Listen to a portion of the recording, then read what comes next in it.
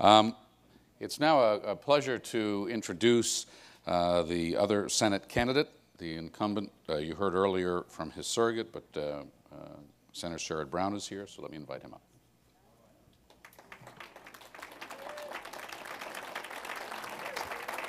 Senator Brown.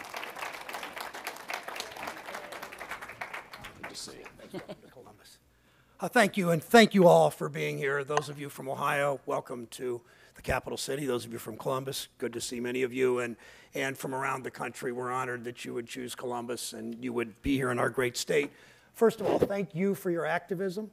The fact that we have moved forward in this country, not the pace that many of us would like, but that we move forward on everything from IDEA to so many other disability issues is to your credit. I single out, always at a risk, I single out Mary Butler, who is here somewhere.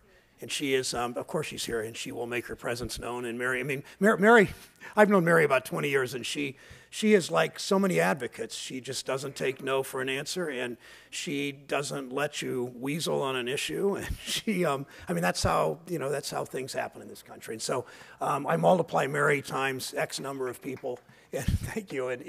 And that's the activism that makes the world go round in many ways. I wear on my lapel a pen that it's a depiction of a canary in a bird cage. 100 years ago, the mine workers, you know the story, took the canary down in the mines. If the canary died from lack of oxygen or toxic gas, the mine worker got out of the mine. He had no government that cared enough or no union strong enough 100 years ago to help him. And since then, you think of what we've done. 100 years ago, the average child born in this country lived to be 45. If you were born disabled, your life expectancy was so much shorter. But because of activists, in their union halls, as disability advocates, as civil rights advocates, of people that of faith in their church basements, ethnic organizations, advocates for children and education. We did all kinds of things in this country, and that meant everything from Social Security to Medicare. It meant minimum wage and workers' compensation. It meant ADA. It meant IDEA. It meant the Rehab Act. It meant all of these things: safe drinking water, clean air, civil rights, children's rights, because activists activists and advocates for the disabled pushed their government to do that. Nobody, perhaps, in the Senate has done that better than my mentor, Tom Harkin. I came to the Senate. I was on the Agriculture Committee when he was chairman. Then he is now chairman of the Health, Education, Labor, Pension Committee. I was on that committee with him as we worked on the Affordable Care Act over in 2009 and 10. Since then, I was appointed the first Ohio Democrat on the Appropriations Committee in 105 years. And my first choice was his subcommittee, the labor, so-called Labor H subcommittee, H standing for health, and have continued to work on these issues. But I mentioned Senator Harkin for one primary reason.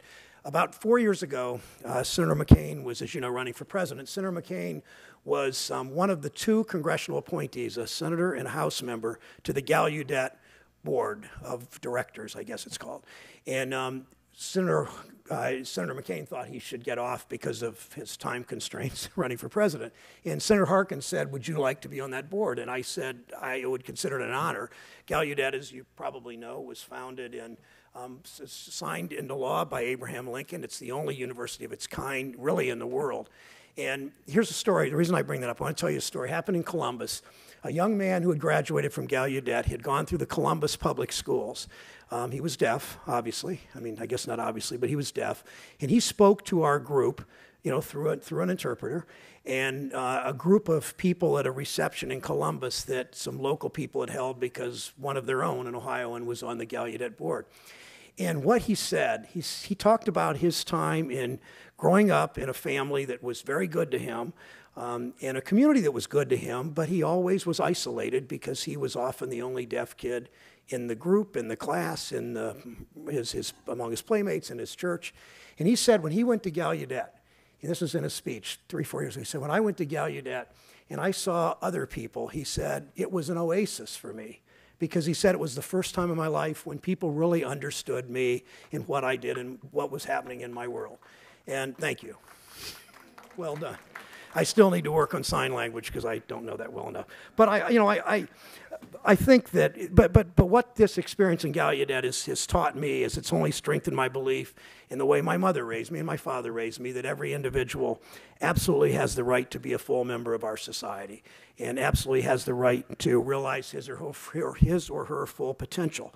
But they really can't do that if a society doesn't do what the society's responsibility is, and that is living up to the promise of ADA and living up to the promise of the Rehab Act and living up to the promise of IDEA. So far, we've fallen short as a society. We've made progress, to be sure. Those of you that are activists for 20 or 30 years know that, but you're also impatient, as you should be, and activists are by definition impatient, right? And activists always need to push us, and that's the beauty of what you do. Now, my colleagues on the other side of the aisle, and many of them, many of them say that 47% of the population is not so much on board in moving our country forward. And I was disturbed by that. I think it betrays an incredible ignorance of what people in Ohio, the rest of the country, go through on a daily basis. Because in those 47% are veterans, are seniors, are people living on disability. They're in people that are working hard and not paying federal income tax because they're only making $30,000 or $40,000 a year, like so many of the people that you represent, and probably so many of you that are fighting for the disabled and fighting for people every day of your life. And I mean, how many families are struggling to get by on one salary because a caregiver must stay home? We know that happens in so many cases. These people aren't slackers, they're saints in many ways. And I would close with this story about my mom, because in many ways I would put her in that category. My mom was dying in late 2008. She had, in the fall of 2008, as an 88-year-old woman, she set up a card table and went to grocery stores because she wanted to help elect the first, she wanted to get people registered to vote and wanted to help elect the first African-American president in the history of our country. And she got sick soon after the 2008 election. We had her in hospice the last 6 weeks of her life. And one day her death wasn't as painful as many, but my brothers and I were her caretakers with hospice. And we were there pretty much every day, and our wives. But hospice, which is one of the most incredible organizations ever, a bunch of mostly middle-aged women who are nurses, giving the kind of care to these patients whom they don't even know before, and a bunch of underpaid home care workers, abysmally underpaid home care workers that are showing love for a human being that they didn't know before, whom they didn't know before. I mean, a really incredible thing. But my mom, about a week before she died, she said to me, she was a Southerner, grew up in a little town in Georgia, about 500 people, and she said, Sherrod, sing a song to me, if you would, from when you were a kid, when you were a child. She didn't say kid, when you were a little boy. And so I went into the other room and got our Lutheran hymnal out, and I sang 3 verses of Beautiful Savior, which I won't do today only because she can't sign it. So I sang Beautiful Savior, and my mom smiled, and she said, very nice, Sherrod, I like that. And then she hesitated, and she said, but you really do sound better in a group. And it's a mother's never giving up on teaching us. But in so many ways, this country, in so many ways, the way we look at government is determined by that. Are we in this together? Do we look at government as a group? Is it really e pluribus unum, from one come all? Is that it? From one come all? I don't know Latin. Sorry, I should know that. But is it really? Are we going to look at the world that way? Are we really going to look at the world as I got mine, you're on your own? And that's, in many ways, that's what this election's about this year.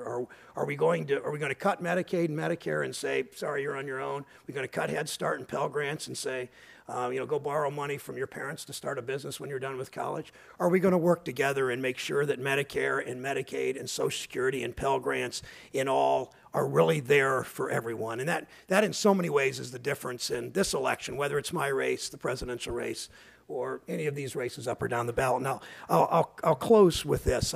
And this is a group that doesn't need to even hear this quote, but a Mississippi civil rights leader once said, don't tell me what you believe, show me what you do, and I'll tell you what you believe.